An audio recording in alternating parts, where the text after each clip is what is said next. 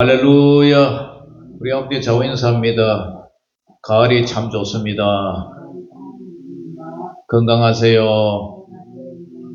우리 교회 화단에 국화와 메리골드가 얼마나 지금 많이 피었는지 너무 아름답고 예쁘고, 우리 할머니가 정점순 성도님이 아이고 사랑스럽다, 아이고 사랑스럽다. 자, 우리 교회는 교회법에도 그렇고 성경에도 그렇고 성찬식은 세례 받은 분들만 하게 되어 있어요. 그래서 나중에 예배 끝나고 빵하고 포도주는 맛은 보게 해드립니다. 혹시 상처 받을까봐. 그렇지만 성찬식에는 참석을 못하는데, 이제 내년에 세례 받으시면 그때는 당당히 세례 교인으로서 성찬식에 참여할 수 있습니다. 자, 오늘 누가복음 22장 14절에서 23절 제목, 나를 기념하라. 나를 기념하라. 우리 예수님께서 마지막에 오늘처럼 성찬식을 하셨어요. 빵과 포도주를 갖다 놓고 제자들에게 나를 기념하라. 왜 우리를 예수님을 이렇게 성찬식을 기념을 해야 될까요? 오늘 우리는 주님이 친히 제정하신 성찬이식에 참여하였습니다. 빵과 잔을 나누었습니다. 그런데 이 빵은 예수님이 지키신 살을 의미하고, 이 포도주는 예수님이 우리를 위해서 십자가에 못 박혀 돌아가신 그 피를 상징을 해요. 그래서 그 가운데 빵과 포도주에 성령님이 임재하셔서 우리가 예수님의 그 날을 기억하고, 또 예수님이 돌아가실 때까지, 다시 오실 때까지 그것을 우리가 이렇게 성찬 예식으로 예수님을 기념하죠. 그 이전에 우리는 이 식탁의 의미가 무엇인지 분명히 알아야 되죠. 이것은 단순한 종교의식이 아니라 기독교 신앙의 핵심, 심장이고, 우리가 누구인지, 그리고 우리가 어떻게 구원문을 받았는지 보여주는 가장 강력한 복음의 선포입니다. 오늘 본문의 누가복음 22장은 예수님의 마지막 유월절 만찬, 즉 첫 번째 성찬식의 장면이죠. 그러면 예수님은 오늘 이 성찬식을 통해서 왜 예수님을 기념하라, 왜 나를 기념하라고 하셨는가? 오늘 15절에서 18절에 보면은 15절에서 18절, 자 14절부터 한번 읽어봅니다.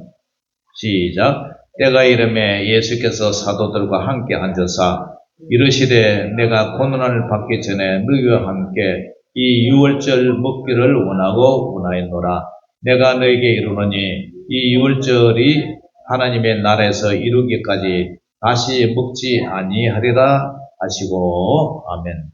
오늘 본문에 보니까 예수님이 15절에 뭐라 그래요? 16절에, 15절에 이 유월절 먹기를 원하였다. 원한다에다가 또 원한다, 반복을 하죠. 이 원문에 보니까 에피티미아, 에피테메사 해가지고 이 뜻이 간절한 열망으로 열망했다. 너무 간절하게 열망했다, 그런 뜻이에요. 최상급 강조 표현이에요. 원하였다. 예수님이 왜 이토록 이 식사를 원하셨을까요? 단순히 제자들과 마지막 식사를 하고 싶어서가 아니었어요. 이 식사가 바로 구약의 유월절 식사였기 때문이죠. 유월절, 죽음의 신이 넘어갔다, 패스오버 그러죠. 이 유월절은 예수님의 고난, 십자가와 연결되어 있어요. 하나님의 나라에서 이루기까지 다시 먹지 않을 마지막 유월절이기 때문이에요. 유월절은 출애굽기 12장에 이제 배경이 되죠. 이스라엘의 이집트 노예로 있을 때 하나님은 마지막 재앙, 장자의 죽음을 내리셨어요. 이때 흠없는 어린 양을 잡아서 그 피를 좌우임방 무선주에 바른 집은 죽음의 사자가 넘어갔어요. 죽음의 천사.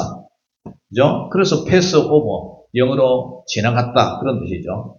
그리고 그들은 그 양의 고기를 급히 구워서 먹었습니다. 유월절은 어린 양의 피로 말미암은 구원과 해방을 기념하는 절기였어요. 신약에 와서 이 모든 유월절 의식은 사실은 구약은 그림자였고 그 실체가 누구냐면 바로 예수님이죠. 예수님은 이 식탁에서 자신이 바로 그 유월절의 실체임을 선언하십니다. 세례 요한은 예수님을 보자 뭐라냐면은 보라 세상죄를 지고 가는 하나님의 어린 양이로다 이렇게 외쳤죠. 예수님이 바로 유월절의 어린 양이 되신 거죠. 사도 바울은 우리의 유월절 양 그리스도께서 희생되셨느니라 그렇게 선포했습니다. 예수님은 지금 마지막 그림자로서 오늘 유월절 식사를 하시고 계세요. 그리고 이제 자신이 참 유월절 양이 되어 십자가에서 피를 흘림으로 인류를 죄와 죽음의 노예 상태에서 해방시키는 구원의 실체를 이루시겠다는 거예요. 출애굽기 12장 26절에서 27절을 보면은 이스라엘 백성들은 유월절마다 자녀들에게 이 예식의 의미를 가르쳐야 했습니다. 이는 여호와의 유월절 제사라. 그들은 어린 양이 피가 자신들을 어떻게 살렸는지 대대로 기억을 해야만 했습니다. 성찬은 우리를 죄에서 살려주신 예수님의 피를 기억하는 시간입니다. 히브리서 10장 1절을 보면은 율법은 장차 올 좋은 일의 그림자일 뿐이요 참 형상이 아니므로 구약의 모든 제사는 그림자였어요. 예수님이 실체예요. 우리는 더 이상 동물의 피가 아닌 아들의 피로 완성된 구원을 누리는 줄 믿으시기를 주님의 이름으로 축원합니다. 할렐루야. 그러면 예수님은 오늘 이 성찬식을 통해 왜 나를 기념하러 가시느냐? 성찬식은 새 언약의 식탁이기 때문이에요. 자, 19절부터 20절까지 한번 읽어봅니다. 시작. 또 떡을 가져 감사 기도하시고 때에 그들에게 주시며 이르시되 이것은 너희를 위하여 주는 내 몸이라 너희가 이를 행하여 나를 기념하리라 하시고 저녁 먹은 후에 잔도 그와 같이 하여 이르시되 이 잔은 내 피로 세우는 새 언약이니 곧 너희를 위하여 붓는 것이라. 아멘. 유월절 식사, 그림자, 유월절 식사 그림자가 끝나갈 무렵 예수님은 이 식사에 완전한 새로운 의미를 부여하십니다. 19절에 보면은 떡을 떼어 이것은 너희를 위하여 주는 내 몸이라 그래요. 몸. 찢겨진 빵은 곧 십자가에서 찢기실 예수님의 육체를 상징을 해요. 그리고 20절에 보면은 잔을 주시며 이 잔은 내 피로 세우는 새 언약이라 하시죠. 곧 십자가에서 쏟아지는 예수님의 보혈을 이 포도주가 상징을 하는 거죠. 그래서 새 언약이라는 것은 시간적으로 새롭다 그런 말과 달리 질적으로 완전히 새로운 것을 의미해요. 이것은 낡은 것을 수선한 언약이 아니라 완전히 차원이 다른 새로운 언약이에요. 출애굽기 24장 8절에 보면은 모세는 동물의 피를 백성에게 뿌리며 이는 여호와께서 너희와 세우신 언약의 피니라 말했어요. 옛 언약은 구약에서 제사, 동물 제사 드리는 그 옛 언약은 짐승의 피로 씌워졌고 율법을 짓게 한다는 조건에 매여 있었습니다. 그러나 그 이스라엘은 어떻게 했어요? 실패하고 말았죠. 지금도 만약에 예수님이 오시지 않았다면 구원받으려면은 우리는 맨날 소 잡고 양 잡고 제사 드려야 돼요. 소 한 마리가 요새 돈이 얼마입니까? 근데 그걸 계속 해야 되는 거죠. 그런데 예수님은 그것을 이제 십자가의 죽으심으로 완성을 했어요. 그래서 하나님은 예레미야 31장 31절을 통해서 내가 이스라엘 집과 유다 집에 새 언약을 맺으리라. 새 언약을 맺었어요. 내가 그들의 악행을 사하고 다시는 그 죄를 기억하지 아니하리라. 이렇게 약속하십니다. 예수님은 자신의 피로 예레미야의 새 언약을 성취하셨어요. 이제 구원은 율법의 행위 옛 언약으로 말미암지 않고 오직 예수의 피, 새 언약을 믿는 믿음으로 받는 거예요. 그래서 우리가 방금 나눴던 이 빵과 잔은 예수님의 살과 피를 먹고 마시는 그분의 희생에 연합하는 자마다 영원한 생명과 완전한 제3을 얻는다는 새 언약의 보증서라는 사실이죠. 사무엘하 9장에 보면은 무비모셋이라고 나와요. 무비모셋, 무비보셋. 예, 이름이 아주 춥지도 않은데 입이 막 얼어가지고. 무비보셋. 이런 사울 왕의 가문에서 태어나서 났지만 다윗의 원수 집안이었고 두 발을 저는 장인이었어요.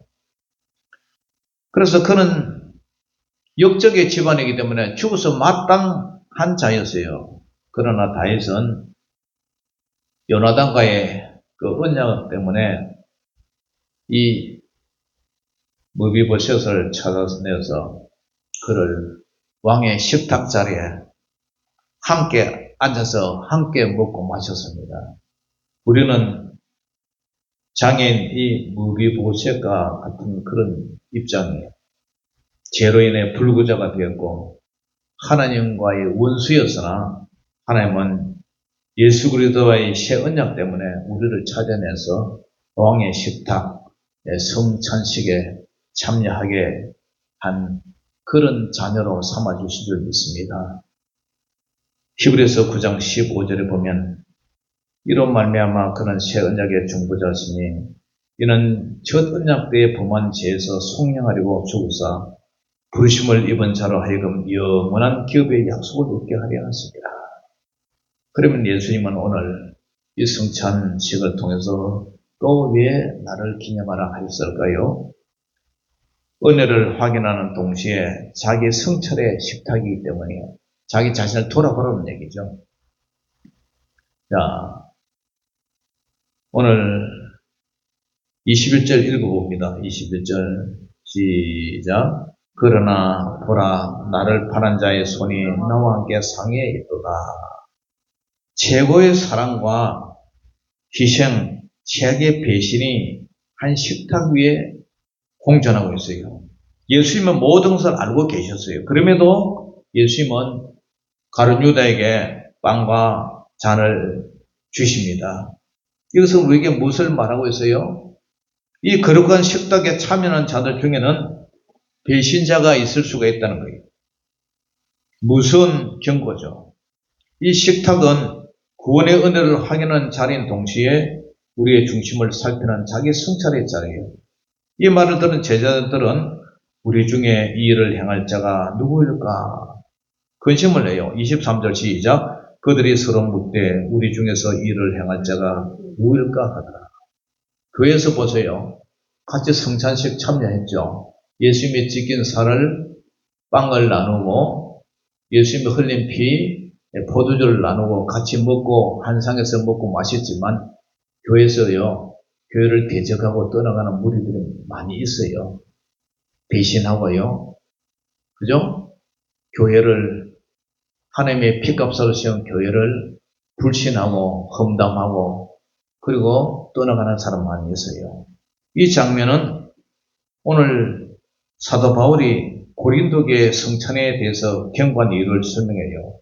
고린도전서 11장 27절에서 29절에도 그러므로 누구든지 주의 떡이나 잔을 합당하게 먹지 않고 합당하지 않게 먹고 마시는 자는 주의 몸과 피에 대하여 죄를 짓는 자다. 사람이 자기를 살피고 그 후에야 이 떡을 먹고 이 잔을 마셨으니 주의 몸을 분별하지 못하고 먹고 마시는 자는 자기의 죄를 먹고 마시는 것이다. 왜 이런 얘기를 합니까? 이것은 내가 이 빵과 잔이 상징하는 십자가 외에는 소망이 없는 죄인임을 고백하는가? 이것을 묻는 질문이에요. 그리고 이 떡과 잔이 단순한 음식이 아니라 나를 살리기 위해서 찢기신 주님의 몸과 흘리신 피의 거룩한 대가임을 알고 감사와 경외함으로 받는 것을 살펴라는 거예요. 우리가 무심코 이 잔과 이 떡을 떼는 것이 아니라 그럼 내 자신을 살피라는 거지요. 그 다음에 두 번째는 수평적으로 성찰하는 거예요. 처음에는 하나님과의 나의 관계, 두 번째는 나와 이웃과의 관계. 22절 시작. 인자는 이미 작정된 대로 가거니와 그를 파는 그 사람에게는 화가 있으리로다 하시니. 자, 이것은 바울이 고린도 교회 본문에서 더 강하게 책망한 이유인데요. 당시 고린도 교회는 성찬식을 행할 때 심각한 분열이 있었어요. 부유하고 잘 사는 사람들은 먼저 와서 자기들끼리 성찬식을 먼저 먹고 마시고 그 다음에 술이 취해버렸어요. 그런데 가난한 성도들은 이제 일하다가 오다 보니까 늦게 와서 배도 고프고 굶주리고 그런데 와보니까 부자들이 다 먹고 아무도 없네요. 그러니까 교회 내에서 잘 사는 사람과 못 사는 사람들 간에 그런 상처들이 일어난 거죠. 그래서 부끄러움을 당해야 했어요. 바울은 이 이기적인 행위를 가리켜서 주의 몸을 분별하지 못하고 먹고 마시다고 엄히 책망을 합니다. 여기서 주의 몸이 뭡니까? 주의 몸은 떡과 잔 자체만이 아니라 그리스도의 흘리신 보혈로 한 몸 된 교회 공동체를 가리키는 매우 중요한 단어죠. 따라서 자기를 살핀다 이 말은 내 마음에 형제를 미워하거나 멸시하는 죄는 없는가? 공동체의 하나됨을 깨트리는 이기심과 분열과 죄를 회개했는지를 깊이 돌아보라는 그런 의미예요. 여호수아 7장에 보면은 아간이라는 사람이 나와요. 이스라엘은 여리고성을 정복합니다. 그러나 아간은 하나님께 바쳐진 물건, 예투와 은과 금을 훔쳤어요. 몰래 훔쳐서 자기 장막, 텐트 밑에 갇혀 숨겨놨어요. 그런 공동체 안에 있었지만 그의 마음은 탐욕에 사로잡혀 있었어요. 그 한 사람으로 말미암아 숨겨진 죄 때문에 이스라엘 공동체 전체가 아이성 전투에서 비참하게 패배하고 맙니다. 성찬상에 나올 때, 성찬식에 참여할 때 우리는 이 아간과 같이 숨겨진 죄, 탐욕, 미움을 회개해야 됩니다. 이것이 바로 성찬식을 통해서 자신을 살펴보는 시간이라는 거예요. 고린도후서 13장 5절에도 너희는 믿음 안에 있는가? 너희 자신을 시험하고 너희 자신을 확정하라. 성찬은 우리 자신을 시험하는 그런 하나의 과학 시간에 리트머스 종이라는 거 여러분들 보셨죠?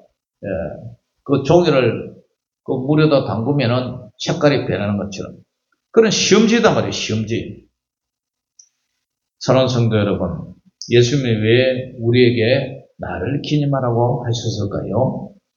말씀을 맺습니다. 우리는 해마다, 절기마다, 그리고 주일마다 이 성찬식을 기억하고 왜 행해야 되느냐?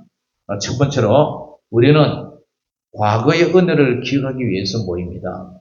과거의 은혜. 여러분들 생일 되면 뭐 해요?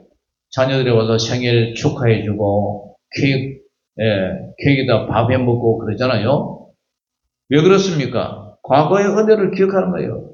엄마 아빠가 나를 낳아줘서 오늘 엄마 아빠 생일날 이렇게 생신날 우리가 자녀들을 기억한다 그거잖아요.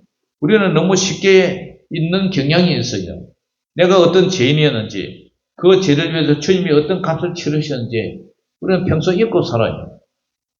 이 빵과 잔은 우리를 향한 십자가의 그 무시한 고통과 그보다 더 큰 사랑을 다시 기억하게 하는 시청과 교제예요. 그래서 예수님은 나를 기념하라 이렇게 말씀하신 거예요. 두 번째로는 좀 전에도 말씀드렸지만 우리는 현재의 나를 살피기 위해서 모이는 거예요. 성찰이 필요하다.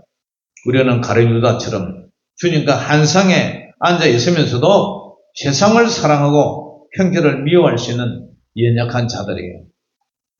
그렇지만 이 식탁은 우리에게 내 마음은 어디에 있느냐 묻고 있어요.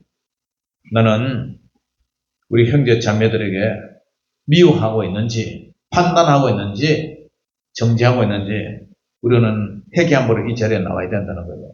세 번째로 우리는 미래의 영광을 소망하기 위해서 모여요. 예수님은 16절과 18절에서 하나님의 나라가 임할 때까지 다시 먹지 않고 마시지 않겠다고 하셨어요. 이 성찬은 끝이 아니에요. 이것은 장차 주님과 함께 천국에서 누릴 어린 양의 혼인잔치의 맛보기예요. 사도 바울은 너희가 이 떡을 먹으며 이 잔을 마실 때마다 주의 죽으심을 그가 오실 때까지 전하는 것이라고 고린도전서 11장 26절에 말했어요. 사랑하는 성도 여러분, 오늘 우리는 이 성찬의 식탁에 나아갔습니다. 첫째는 주님이 지키신 몸과 흘리신 피, 그 십자가의 은혜를 기억하기 위해서요. 두 번째는 내 안에 가룟유다와 같은 배신의 마음, 아간과 같은 탐욕이 없는지 살피고 자신을 성찰하고 돌아보고 회개하라는 의미예요. 세 번째는 이 잔을 받으며 장차 주님과 함께할 그 새하늘과 새 땅에서 영광스러운 잔치를 소망하라는 사실이에요. 이것이 바로 너희를 위하여 주는 내 몸과 피다. 이 새 언약의 식탁에 주시는 생명의 양식을 먹고 마시며 다시 한번 십자가의 군사로서 천국의 백성으로서 힘을 얻는, 그리고 해마다 반복되는 나를 기념하라. 이 성찬 예식에 이런 의미가 있다는 사실을 알고 기꺼이 기쁨으로 참여하는 저와 여러분들 되시기를 주의 이름으로 축원합니다. 기도하겠습니다. 사랑의 아버지 하나님, 은혜를 감사합니다. 오늘 이 말씀을 통해서 해마다 아버지 하나님이여 몇 차례씩 성찬 예식을 하고 있지만 이런 의미 없이 참여하는 그 성찬식이 무슨 의미가 있겠습니까? 하나님 아버지, 이런 영적 의미를 깨달고 날마다 우리 주님 앞에 서는 날 아버지 하나님 앞에 더 기쁨으로 하나님의 그 은혜를 감사하는 모든 성도들 되게 하시고, 한 사람도 이 구원의 대회에서 가룟 유다처럼 아간과 같이 배신하는 자들 없게 하여 주시옵소서. 예수님의 이름으로 감사하며 기도 올려옵나이다. 아멘. 자, 준비한 예물 드리면서 찬양하겠습니다.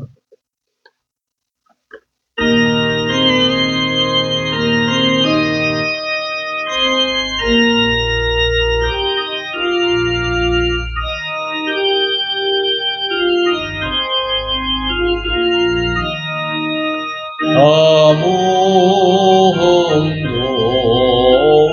없고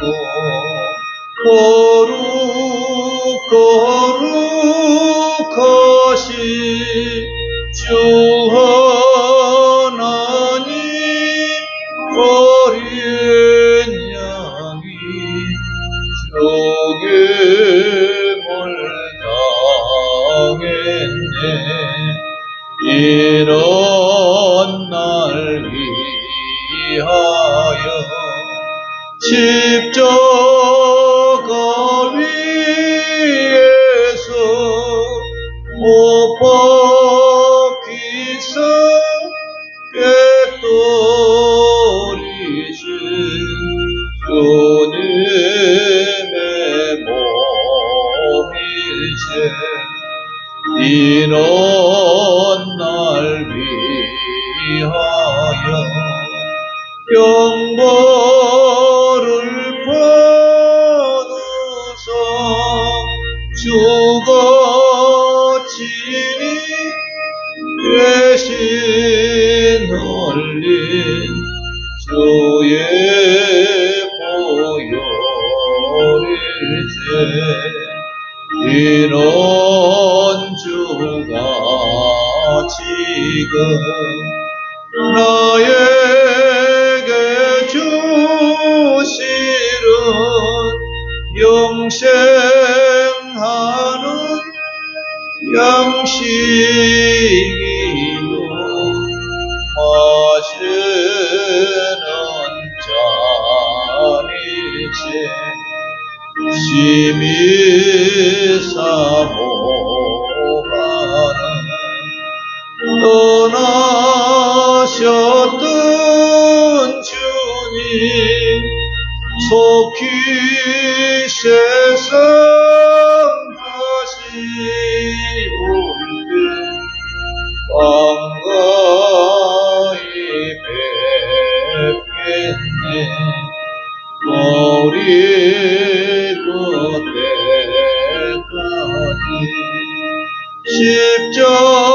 십자가를 지고 주의 자비하심